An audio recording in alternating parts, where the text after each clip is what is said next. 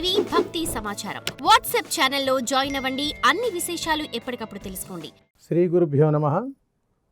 జన్మనిచ్చినటువంటి తల్లిదండ్రులకు శిరస్సు వంచి పాదాభివందనాలు తెలియచేస్తున్నాను. ప్రస్తుత సమాజంలో ప్రతి కుటుంబంలోనూ కూడా అనేక రకాలైనటువంటి సమస్యలతో సతమతమైపోతున్నటువంటి తరుణంలో ఏ సమస్యకు పరిష్కారం దొరకక చక్కటి అద్భుతమైనటువంటి జీవితాన్ని చిన్నాభిన్నం చేసుకుంటూ అద్భుతమైనటువంటి ఆనందకరమైనటువంటి జీవితాన్ని పాడు చేసుకుంటూ ఉంటాము.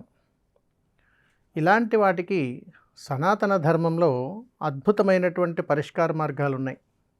మరి అలాంటి వాటిని మనం తెలుసుకొని చక్కటి జీవితాన్ని అద్భుతమైనటువంటి ఆనంద గడియల్లోకి మార్చుకొని ఈ ప్రకృతి ధర్మాన్ని మన యొక్క సమస్యలకు పరిష్కార మార్గాలుగా మార్చుకుంటూ ప్రతి సమస్యకు పరిష్కారం ఉందని గ్రహించి ఆ యొక్క పరిష్కారముతో ఎలాంటి సమస్యకైనా కానీ పరిష్కార మార్గం మనకు ఖచ్చితంగా దొరుకుతుంది అని మన సనాతన ధర్మ గ్రంథాలే చెబుతున్నాయి. వీటికి కావాల్సిందల్లా కాస్త సమయాన్ని కేటాయించగలిగితే సరిపోతుంది. మరి ఇంకెందుకు ఆలస్యం? ఈ సమస్య పరిష్కారంలో అనేక రకాల సమస్యలు, వాటి యొక్క పరిష్కార మార్గాలు ఇక తెలుసుకుందామా? మరి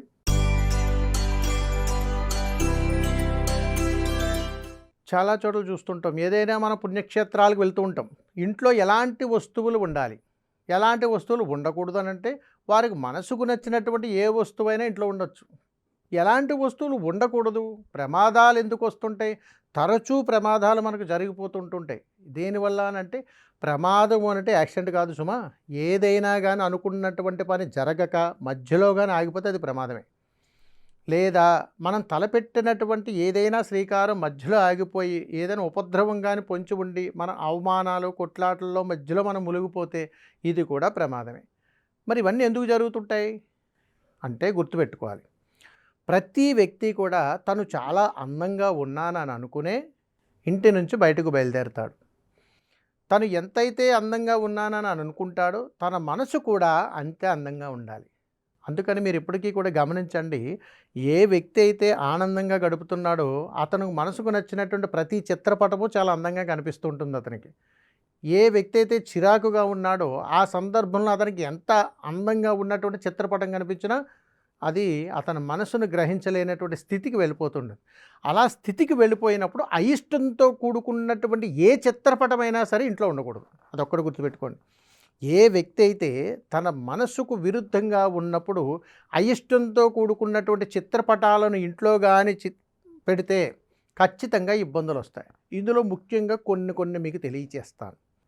నిత్యము ఇంట్లో చాలా చూడండి, కొంతమంది గుర్రాలు ఉన్నటువంటి ఫోటోలు, అదేవిధంగా సూర్యోదయం జరుగుతున్నటువంటి కొండ కోనలు ఉండేటువంటి ఫోటోలు, సీనరీస్, పారే జలపాతాలు, కొండలు, లోయలు ఉన్నటువంటి ఫోటోలు, ఏనుగులు, అదేవిధంగా నెమలి పించాలు, అదేవిధంగా నెమలి పురివిప్పినట్టుగా ఉండేటువంటి చిత్రపటాలు, ఇవన్నీ కూడా చాలా అందాన్ని ఆహ్లాదాన్ని మనకిస్తాయి. ఎప్పుడైనా కానీ ఇలాంటి చిత్రపటాలు మనం కొనుక్కున్నప్పుడు మన మనసు ఆందోళనకరంగా ఉన్నప్పుడు కానీ కొన్నామా అవి ఇంట్లో ఉండకూడదు. ఆనందకరంగా కొనుక్కున్నావా, నీకు ఎంత అయిష్టంగా ఉన్నా కానీ నిన్ను మంచిగా మార్చేటువంటి స్థితిగతి ఆ చూపులో అక్కడ ఉంటుంది. అందుకని కుటుంబం యొక్క చిత్రపటం మనం ఎంత ప్రేమిస్తామో మన ఇంట్లో ఉండేటువంటి వస్తువులను కూడా అలాగే ప్రేమించాలి. మనం చాలా చోట్ల మీరు గమనించండి, పనికిరాని వస్తువులన్నింటినీ కూడా కొన్ని కుటుంబాలు జాగ్రత్త పెడుతుంటాయి. ఇంటి పెరట్లో కానీ, ఇంటి ముందు కానీ, లోపల కానీ, ఎక్కడైనా సన్సైడ్ మీద కానీ పెడుతుంటారు. వీటి విషయాలు గుర్తుపెట్టుకోండి. ఏ కుటుంబంలోనైతే వాడగా మిగిలినటువంటి వస్తువులు ఇంటి ముంగిట్లో ఉన్నాయో, ఇంటి ఎదురుగా ఉన్నాయో, వారి ఇంటి ఎదురుగా ఏదైనా షెల్ఫ్లో కానీ జాగ్రత్త పెడుతున్నారో పాత వస్తువులని, ఆ ఇంట అష్టదరిద్రాలు పట్టుకుంటాయి. ఒక్క రూపాయి కూడా ఆ ఇంట్లో నిలబడదు. ఏ పని చేసినా కలిసి రాదు. ఎలాంటి విశ్వ ప్రయత్నాలు చేసినా కానీ ఆ ఇంట సఖ్యత ఎప్పటికీ కలవదు. కాబట్టి అలాంటి వస్తువులు ఎప్పుడు ఇంట్లో ఉండకూడదు. అందుకని సగం విరిగినటువంటి వస్తువులు, వాడగా మిగిలినటువంటి వస్తువులు, ఎంగిలి చేయిగా ఉన్నటువంటి వస్తువులు, ఆసనం చేయిగా విరిగిపోయినటువంటి వస్తువులు ఎప్పుడు కూడా గృహంలో ఉంచుకోకూడదు సుమ. మరి ఇలా మీరు జాగ్రత్తలు తీసుకుంటే మంచి ఫలితాలు పొందేటువంటి అవకాశాలు ఉంటాయి. సర్వే జనా సుఖినో భవంతు. శుభం. నమస్కారం. For more videos like this, subscribe Big TV channel.